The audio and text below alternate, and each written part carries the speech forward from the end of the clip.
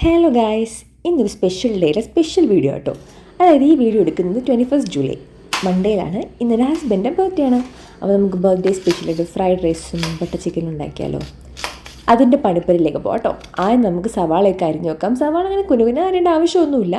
നമുക്ക് കുറച്ച് വലുതായിട്ട് തന്നെ അറിയാം. നമ്മൾ പാനിലേക്ക് കുറച്ച് ബട്ടറും കുറച്ച് എണ്ണയൊക്കെ ഒഴിച്ച് ഈ സവാള ഇട്ടു. ഞാൻ എന്തൊക്കെയോ കാര്യമായിട്ട് ആലോചിക്കുന്നുണ്ട്, ഇപ്പോൾ ഓർമ്മ കിട്ടുന്നില്ല കേട്ടോ. ഇനി ഇതിലേക്ക് നമുക്ക് സവാളയും ഇട്ട് കൊടുക്കാം. കുറച്ച് ജിഞ്ചർ ഗാർലിക് പേസ്റ്റും കൂടി ഇടാം.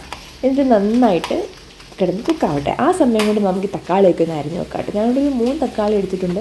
എൻ്റെ ഊഹം ശരിയാണെങ്കിൽ ഒരു 4-5 സവാള എടുത്തിട്ടുണ്ട്. ഇനി ഇത് നന്നായിട്ട് കിടന്ന് കുക്കാവുമ്പോഴത്തേക്ക് നമുക്ക് വേറൊരു പാൻ എടുക്കാം. അതിലേക്ക് നമുക്ക് ചിക്കൻ എടുത്ത് ഫ്രൈ ചെയ്യാൻ വെക്കാം കേട്ടോ. ഈ ചിക്കൻ ഞാൻ ഓൾറെഡി മാരിനേറ്റ് ചെയ്ത് വെച്ചതായിരുന്നു. മാരിനേറ്റ് ചെയ്ത വീഡിയോ ഒന്നും എടുക്കാൻ പറ്റിയില്ല. നിങ്ങൾ ഈ മൾട്ടി ടാസ്കിങ് എന്ന് കേട്ടിട്ടുണ്ടോ? അതാട്ടോ ഇവിടെ നടക്കുന്നു. ഒരു സൈഡിൽ ഫ്രൈഡ് റൈസ്, ഒരു സൈഡിൽ ബട്ടർ ചിക്കൻ. സൂപ്പറല്ലേ. ഇനി നമുക്ക് സവാളയിലേക്ക് 3-4 ബട്ടർ മുളകും അരിഞ്ഞു വെച്ചിരിക്കുന്ന തക്കാളിയും കൂടി നന്നായിട്ട് വരട്ടി കൊടുക്കാം. അതിനുശേഷം ഞാനൊരു 10 കാഷ്യൂകൾ ഇടുന്നുണ്ട് കേട്ടോ.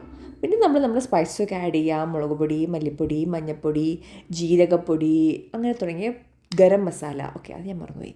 എല്ലാം കൂടി ഇട്ട് നന്നായിട്ട് മിക്സ് ചെയ്ത് വെക്കുക. ഇനി കുറച്ച് വെള്ളം കൂടെ വെച്ചിട്ട് നമുക്കിത് അടച്ച് വെച്ച് കുക്കാക്കാം. ഇനി ഇത് കുക്കായതിന് ശേഷം തണുത്തിട്ട് നമുക്കിതൊരു മിക്സിയുടെ ജാറിലേക്ക് ഇട്ട് കൊടുത്ത് നല്ല പേസ്റ്റായിട്ട് അരച്ചെടുക്കാം.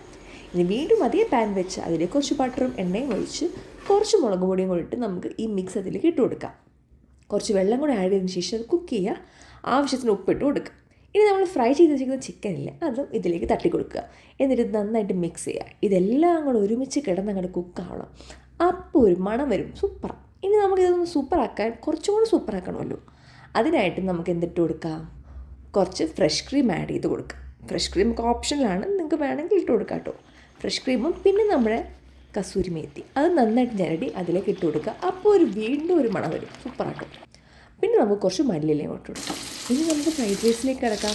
ഒരു 4-5 മുട്ട എടുത്ത് ബുർജിയാക്കി മാറ്റി വെക്കുക. കുറച്ച് ഉപ്പും കുരുമുളകും ഒക്കെ ചേർക്കാം. പിന്നെ നമുക്ക് വലിയൊരു ബിരിയാണി പാത്രം എടുക്കാം. അതിലേക്ക് കുറച്ച് വെളുത്തുള്ളി അരിഞ്ഞതും കുറച്ച് സവാള അരിഞ്ഞതും കൂടി ഇട്ട് കൊടുക്കുക. ഇനി വീണ്ടും നന്നായിട്ട് മിക്സ് ചെയ്ത് കൊടുക്കുക. ഇതിന് നമുക്ക് വേണമെങ്കിൽ ബട്ടറൊക്കെ ആഡ് ചെയ്യാം കേട്ടോ. പിന്നെ നമ്മൾ അരിഞ്ഞ് വെച്ചിരിക്കുന്ന ക്യാരറ്റ്, കുഞ്ഞു അരിഞ്ഞ് വെച്ചിരിക്കുന്ന ബീൻസ്, കുറച്ച് ക്യാബേജ് സൈസ് കോളിഫ്ലവർ. എനിക്ക് 2 സാധനം എപ്പോഴും മാറിപ്പോവും.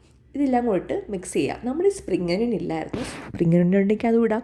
അതൊരു ഫ്ലേവർ കിട്ടും കേട്ടോ. അത് നല്ലൊരു മണം കിട്ടും. പക്ഷേ എനിക്ക് കിട്ടിയില്ല അത്.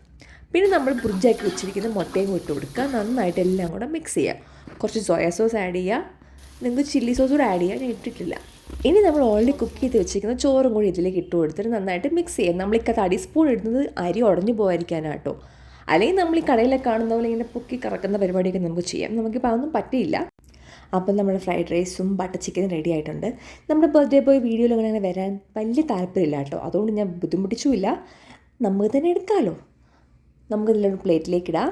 എന്നിട്ട് അങ്ങനെ കഴിക്കാം. എല്ലാവരും ഇരുന്ന് കഴിച്ച് കേക്കൊക്കെ കട്ട് ചെയ്തു.